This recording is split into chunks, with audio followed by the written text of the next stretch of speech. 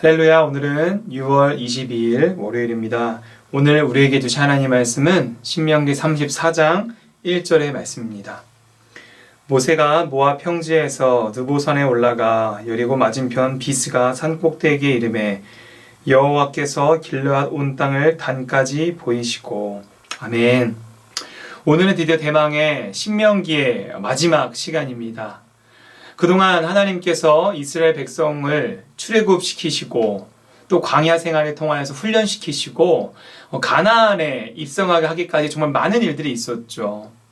그 가운데 드디어 이스라엘 백성은 이제 가나안을 눈앞에 두게 됩니다. 근데 이 출애굽 과정 속에서 절대 빠져서는 안 될 아주 중요한 인물이 한 명 있죠. 그게 누군가요? 바로 모세입니다. 모세는 우리가 잘 아는 것처럼 하나님의 부르심을 받아서 이스라엘 백성을 출애굽시키고 그리고 그들을 광야에서 이끌었고 그리고 그들의 실제 영적인 리더로서 하나님의 말씀을 전하는 사람이었습니다. 한마디로 이스라엘 백성에게는 민족적 영웅이었죠. 그러던 모세에게 있어서 그 출애굽을 하고 광야 생활을 하면서 정말 그토록 바라던 소망이 하나 있었습니다. 그게 뭐냐면 하나님께서 약속하신 그 꿈에도 그리던 약속의 땅 가나안에 들어가는 것이죠. 그런데 하나님께서 그런 모세에게 이런 말씀을 하세요. 내가 가나안에 들어가지 못할 것이다. 과거에 모세가 잘못했던 것을 말씀하시면서 너는 가나안에 가지 못할 것이고 너는 느보산에 올라가라고 말씀하십니다. 이게 어떤 일인가요? 민수기 12장 3절에 보면요. 하나님께서 모세를 말씀하시면서 이렇게 평가하세요. 이 사람 모세는 온유함이 지면의 모든 사람보다 더하더라.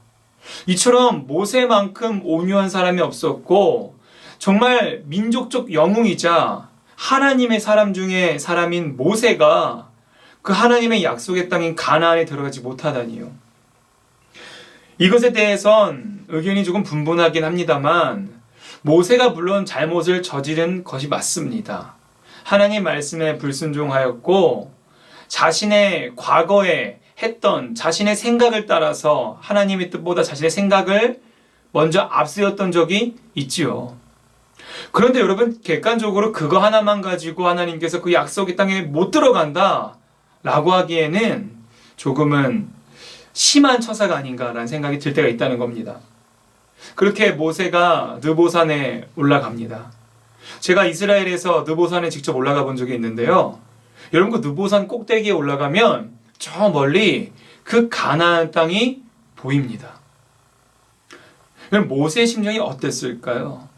차라리 그 느보산에 올라가서 가나안 땅이 보이지라도 않으면 그냥 마음을 좀 접을 텐데 그 느보산에서 저 멀리 그렇게 가고 싶던 가나안 땅이 보이는 거예요. 하지만 결코 갈 수 없었던 이런 상황 속에서 도대체 하나님은 모세에게 왜 이렇게 느보산에 올라가게 하셨을까라는 질문을 하게 됩니다. 여러분 그런데 이 말 아십니까 혹시? 박수 칠 때 떠나라. 여러분 이런 생각을 좀 해보면 어떨까요? 모세가 이스라엘 백성을 데리고요 가나안 땅에 같이 입성을 했습니다.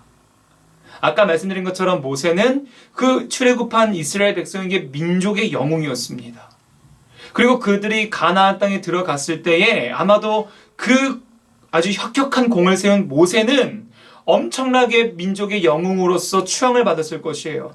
그를 따르는 이들도 많았을 것이에요. 더 나아가서 모세는요 이스라엘의 왕이 되었을 수도 있었을 겁니다.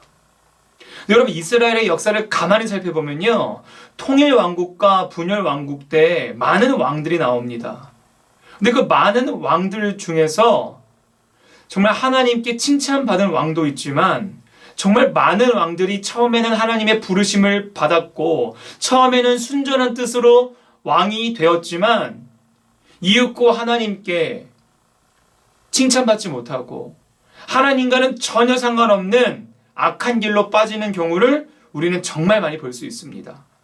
실제로 북이스라엘에는 역사상 19명의 왕이 있었는데요.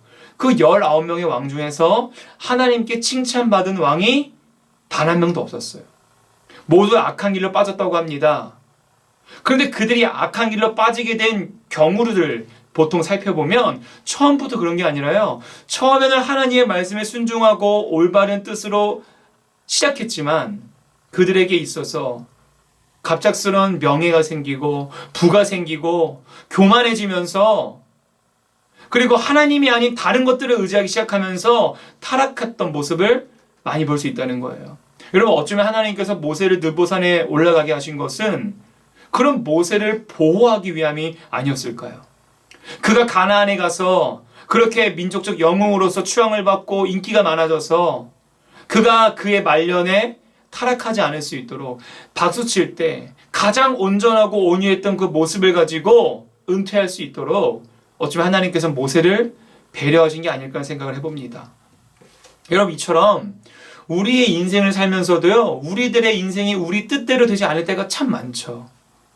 여러분, 그것은 하나님이 우리를 사랑하시 않아서가 아니라 우리를 사랑하시는 그 하나님께서 우리가 그 주님을 믿음으로 믿고 순종하며 나아갈 때에 우리의 삶을 가장 선한 길로 인도하실 줄 믿습니다.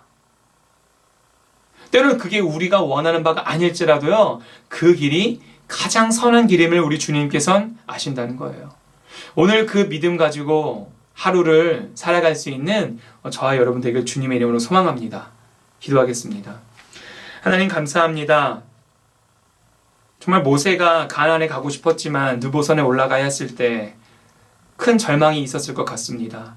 하나님, 우리의 삶 속에서도 우리의 뜻대로 되지 않아서 때로는 많은 상심할 때도 있지만 언제나 주님, 우리를 사랑하시는 주님께서 우리를 가장 선한 길로 인도하실 걸 믿사오니 주님, 오늘 하루 우리에게 그 믿음 허락해 주시옵소서.